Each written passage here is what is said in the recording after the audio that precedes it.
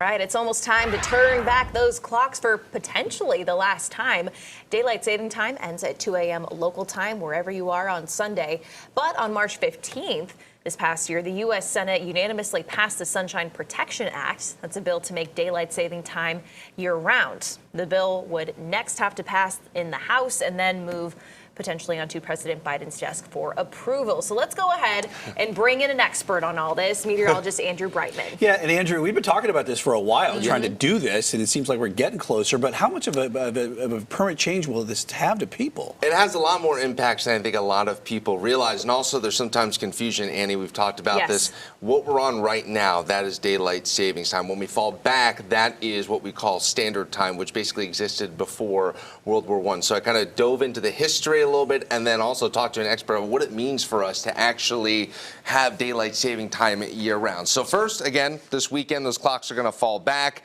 We're going to get a new sunrise at 6:49 in the morning, a new sunset very early. That's something people aren't particularly big fans of. So let's talk about what at least a lot of people seem to love, and that's the history of daylight saving time. It was first enacted during World War I and World War II as an effort to save fuel by trying to have that light later on in the day use less energy. Now, it was used sporadically across the country, caused a lot of issues because there really was no uniform time across the United States until 1966. That's when we had the Uniform Time Act, and it mandated daylight saving time all across the United States unless a state specifically opted out of it. In this case, we're talking about Arizona, most notably, does not use daylight saving time. They stay on standard time year-round.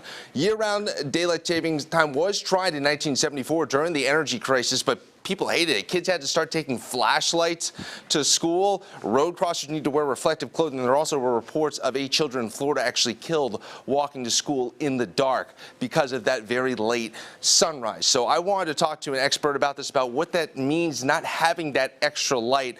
I talked to Dr. Beth Mallow from the Vanderbilt Sleep Institute, and she had a lot of information about what it means, about how important it is to get that light in the morning during the winter. So the way I like to explain it to people is that we need our morning light. Light wakes us up in the morning. It gets us going. It improves our mood. When people have seasonal affective disorder, which happens when the days get shorter, we give them light boxes in the morning to try to help their mood. So light is really important. It also helps kind of synchronize our clocks. So our internal body rhythm versus what's going on in the world around us. We need that morning light to keep us in check and in sync. And